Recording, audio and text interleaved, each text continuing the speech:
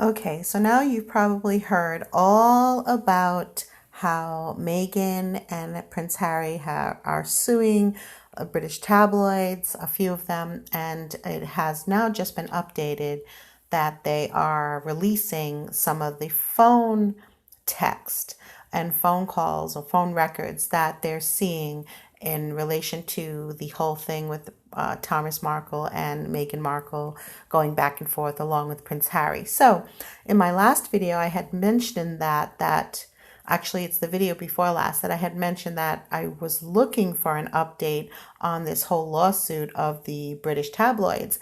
And now we're seeing Meghan and Harry have put out this whole thing, another PR thing, saying they are refusing to participate with any of these UK publications. They're just feeling that they're not honest and they're not upfront, they're not sharing the entire story, etc., etc., etc. Now, I'm not mad at them. I think it's interesting because I think when you do things like this, I find it interesting when two dishonest entities clash.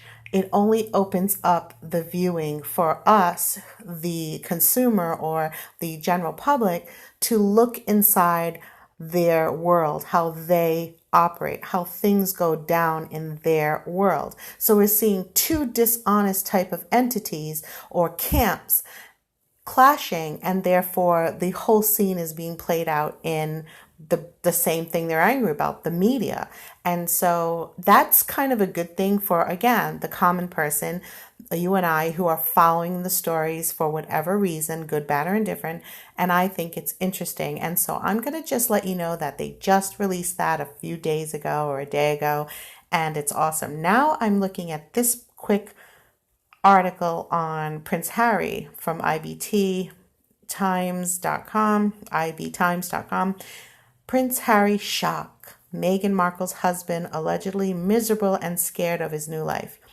Now, I'm not so sure he'd be scared. I would think that he'd be just a little bit concerned that what avenue is he taking, considering that I'm sure someone his entire life has dictated what avenues his life is taking. And also being in the cocoon, in the breast of the royal family firm, everything you do is protected or guided. And so for him to be out in America, even though, again, America is still owned by the British monarchy. And if people don't know that, let's see, I'm not sure if I can get this up here. I'm not sure. Let's see, can I get it up here? So what we do is we try to look at things that are hidden or maybe not being said, or just sharing our thoughts on what is not being said. And so it's views, gossip, and just plain old fun. Okay. So right now I'm on the legislation.gov.uk. Now this little site here, for a lot of British people who are watching, if you're in the UK or any of the Commonwealth-owned countries, then you might be interested in this. So I'm starting here because we saw that Meghan has come back from the UK, has tossed that bag out the window, and she is now back in sneakers and jeans rather, and she's supposedly getting her nonprofit together very slowly with the help of Catherine St. Laurent, which was with Bill Gates Foundation and Melinda Gates Foundation, and she took her, and she's now heading up her chief of staff and editor-in-chief, whatever she's doing all that now to help this archwell become whatever it's becoming. Now, we all know, and I have to go backwards to go forward, so don't shoot me and don't judge the... Okay, so I played a little bit of this recording of a video that I did about the United Kingdom owning the United States. And so here's the website. You can go ahead and look on that, legislation.gov.uk. And it goes on to say a lot of rhetoric, a lot of legal jargon. But what it really boils down to is all you have to listen to, or excuse me, read, is that the United States is listed of the among the countries, excuse me, that are being written about in this legislation in your country. So in the UK, the parliament is looking at these particular laws and these particular guidelines, and they're also including the United States.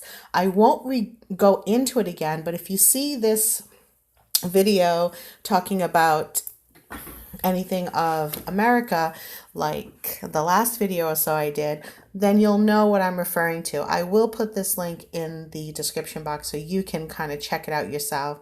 But the United States is listed as Parliament is talking about the Isle of Man, Ireland, and all the other British maritime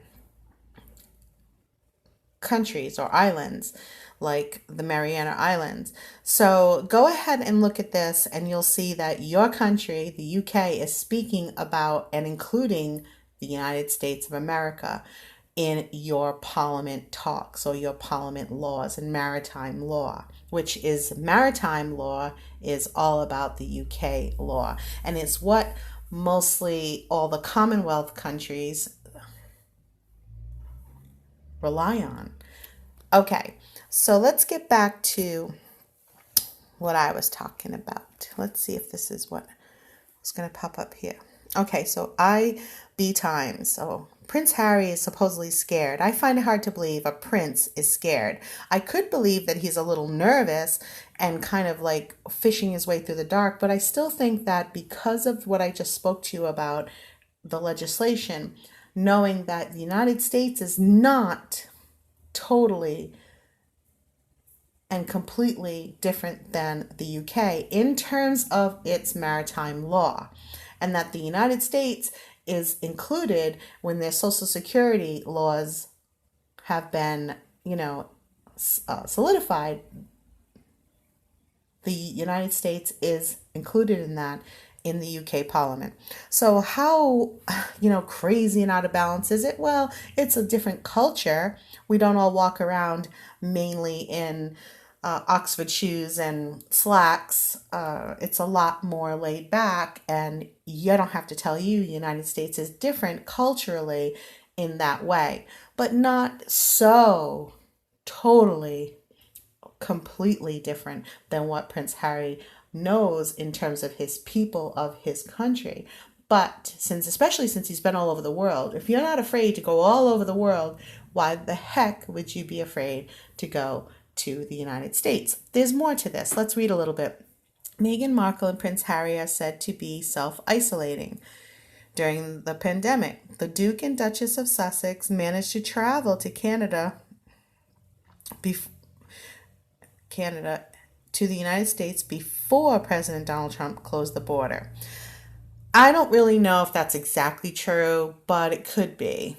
I'd have to look up exact dates, and it wasn't that important, so I did not. Initially, Meghan and Harry wanted to live a more peaceful life in North America. However, the royal couple reportedly changed their plans because of the cultural global health crisis. That makes sense to me, but I just want to interject there and say, I really thought Meghan was going to end up back in her hometown or her home place, being the United States, because it's most what she's familiar with. Think about it. She has traveled all over the world, but there is no place like home. And secondarily, if you watch any of my presidential videos that I'm trying to let you kind of share with you and let you know my thoughts on her becoming more political as she goes forward. So that would bring you back to the United States because you have to be a resident, okay? And so when you look at that, you know that you have to be a resident. So you're not going to do anything else but be a resident. And with that is the most minute foundation. It's also the most important to become a member of the political party. You have to be a natural born citizen. But we see with Arnold Schwarzenegger, who became governor, you can be a governor or a mayor, but it's clear that for presidential office, you need to be a solid native born person. And we're going to just throw it out the window about Obama.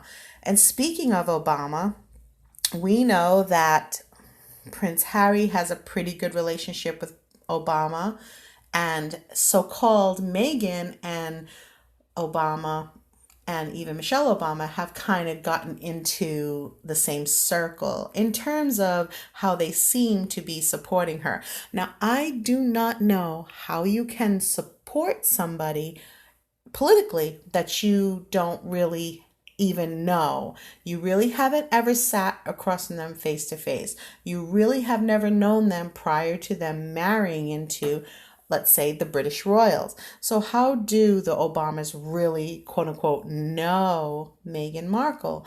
And I would further say, how does Meghan Markle know the Obamas? To me, it's all about association. Meghan was nobody until she married Prince Harry. She was really doing small moves, but she really wasn't at the pinnacle of anything, at any aspect of her life, including relationships, even films, and other things. So she was doing things, and she was developing her bank account and her portfolio in terms of acting, but that ship was coming into port, and I think it was going to dock for a super long time. So I think that knowing that she's a quick-witted person, she thought ahead. Now, clearly she has some political interest because she took that in school. She took that as a subject to study in school. When she came out of school or during school, she also volunteered. She was an ambassador. She went to Argentina. So she has a touch of this and that. However, what's super, super, super, super interesting, you and I couldn't just get into being a UN ambassador. You have to know somebody. Supposedly, it was her uncle who helped her get that gig. So who helped her be able to get into Argentina and get into that political work. And it's not like you see her talk a ton about it, or they don't seem to bring that up in the news, and you don't seem to see any interviews with those people from that time in her life coming forward. Even her own uncle kind of shot her down and talked it up a little bit in the news about it when he was interviewed, but he really didn't seem to say anything positive about Meghan. Ouch. Okay, so we know sometimes family doesn't back family because you can't choose your family. You just are born into it. Like Prince Harry being born into the royal family, the firm. But I really don't think that this article is really kind of touching upon him. It's either telling us, planting a seed that Prince Harry's supposed to be so frightened about his future inside the walls of the United States, and and being a commoner and in Los Angeles, because Los Angeles pretty much probably isn't anything close to his heart at all. So when you think about it, they're either doing that avenue to make us think that he's, ready to run, or when he leaves that nobody will be too shocked, or it's a cover to make it seem like he doesn't know what he's going to do, and then it's just going to come back to Meghan. It's interesting how you never hear Prince Harry talking about Archwell. You don't see him involved in Archwell. You don't see him and Meghan talking about Archwell or releasing a statement on Archwell. Very interesting. Is Harry even in this game for real? So it wasn't a bizarre move, but in Harry's mind, I guess what's done is done. It's a worry, though, that it's clearly struggling with his life just as much as he was with his old. He really is very troubled right now, another royal insider claimed. So they're incorporating in this Goodall is speaking, about it. I don't know why she becomes somebody. I guess because people trust her because she works with the gorillas. I don't know. But My thoughts on this, and you can read this article, it's in International Business Times. You can read this article yourself. It was published on 423. It's just striking that they're trying to keep these people's names in the public mind. So here's my thoughts is Harry is going to be a great help for Meghan to become more political. And it's clear he's going to take us back step to all this stuff. I mean, can you imagine Prince Harry as a husband of Meghan Markle, as a president, the first husband? Okay, it's not about gender equality or anything like that. It's not that I'm focusing on. It's the point that Prince Harry doesn't need or probably doesn't want anything to do with that. It seems like it's negating him completely. And Meghan Markle has a set on her if she thinks that those of us in the United States follow her in that manner, that we follow her, that we believe in her so solidly as a human being and as a leader. First of all, that we see her as a leader. Just because she ran from the royal family does not mean that we, the general public of the United States, feel that she is worthy to be a solid leader of our country. And honestly, I feel like there's something else at work here. Like, again, going back to the British monarchy still owning parts or all of the United States, especially the part of the United States that has been incorporated. So that's a business. It's been incorporated. So whoever is sitting in ownership is somewhere in the background. But anyway, that's my thoughts on today. I see that I'm on 17 minutes. This is not by any means a huge involved video. It just means that I want to speak about